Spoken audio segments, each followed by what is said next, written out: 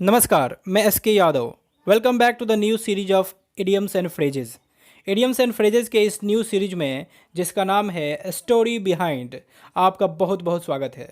इसके अंतर्गत हम इडियम्स एंड फ्रेजेस के पीछे छिपी हुई उस मज़ेदार कहानी को बताएंगे जहां से उस इडियम्स एंड फ्रेजेस की उत्पत्ति हुई है, जिसे जानने के बाद वो इडियम्स एंड फ्रेजेस आपके दिलो दिमाग में ज़िंदगी भर के लिए कैद हो जाएगा। और साथ ही उससे जुड़े हुए कॉम्पिटिटिव क्वेश्चंस को भी देखेंगे। हमारा आज का इडियम्स है एचिल्ज हिल या एक्केल्ज हिल भी पढ़ा जाता है। पहले वाले में आप देख रहे होंगे ऊपर एक कोमा लगा हुआ है जिसे एपोस्ट्रॉफी कहा जाता है, यानी एपोस्ट्रॉफी के साथ भी लिखा जाता है और विदाउट एपोस्ट्रॉफी भी लिखा जाता है, जिसका हिंदी अर्थ होता है कमजोरी या कमजोर भाग या स्थान कहें, या फिर इसे दुखती रग भी कहा जा सकता है, या फिर कह सकते हैं कि एक ताकतवर शरीर है उसका कमज़ोर हिस्सा।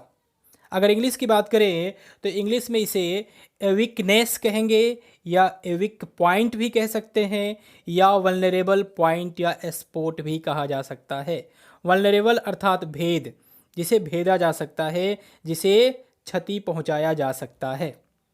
अब आइए इसके पीछे की मज़ेदार कहानी को जानते हैं। उससे पहले आपके सामने एक तस्वीर है जिसमें 4 औरतें हैं। एक औरत एक बच्चे को सिर के बल पानी में डुबो रही है। इस तस्वीर से आप क्या समझते हैं? यही तस्वीर इस इडियम्स के पीछे की कहानी है। आइए इसे जानते हैं। ग्रीक मिथोलॉजी अर्थात ग्रीक के पौराणिक कथा में एचिल्ज नाम का एक योद्धा हुआ करता था जिसने बहुत बड़ी बड़ी लड़ाइयाँ लड़ी और सब में जीवित रहा। लेकिन कहा जाता है जब एचिल्ज बच्चा था तब किसी ने भविष्यवाणी की थी कि वह युवा अवस्था में मर जाएगा। उसे मरने से बचाने के लिए उसकी माँ थेटिस ने उसे अंडरवर्ल्ड के उस नदी में, जिसका नाम था एस्टेक्स, जो हिंदी में कहे तो बैतरनी नदी थी, में ले गई, जिसकी मान्यता थी कि वहाँ स्नान करने पर पावर्स ऑफ इनवल्नरेबिलिटी की प्राप्ति होती है, अर्थात पूरा शरीर अभेद हो जाता है, या कहें वज्र हो जाता है, पत्थर का हो जाता है, जिसे कोई भी नहीं मार सकता, जिसे किसी भी हथियार से नहीं मारा जा सकता।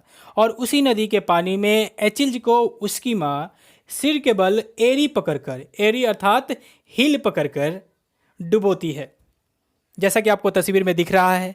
क्योंकि उसकी माँ को डर था कि कहीं बच्चा डूब न जाए, इसलिए उसका एरी पकड़ी हुई रहती है।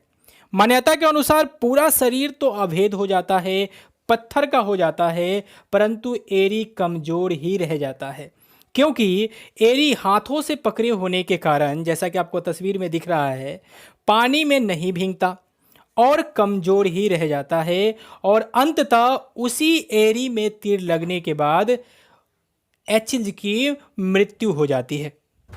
इसलिए कहा जाता है एचिल्ज हिल अर्थात कमजोरी या कमजोर हिस्सा या स्थान।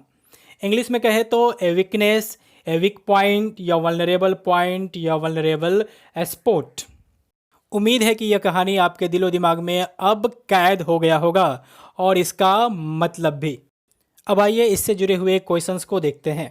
पहला क्वेश्चन है वंस एकिल्ज हिल। इसके लिए 4 ऑप्शन दिए गए हैं, तो आप आसानी से आप ढूंढ पाएंगे कि आंसर होगा डी, वीक पॉइंट। अगला क्वेश्चन है communicative English is the Achilles heel for the job aspirants.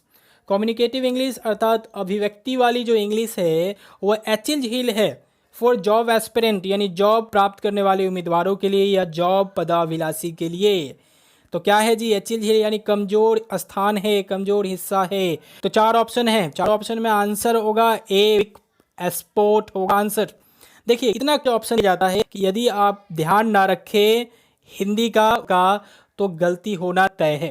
चलिए तो अंतिम क्वेश्चन है highly qualified for the job but his indecisiveness. Indecisiveness मतलब होता है दुविधा वाली स्थिति, यानी जो आसानी से निर्णय ना कर पाए वह स्थिति। विल बी हिज एचिल्ज हिल। इसके भी 4 ऑप्शन है, आंसर होगा बी नंबर, वल्नरेबल पॉइंट। तो कैसा लगा वीडियो कमेंट करके बताइए। यदि आप हमारे चैनल पर नए हैं तो चैनल को सब्सक्राइब कीजिए, दोस्तों में शेयर कीजिए। Okay, good bye.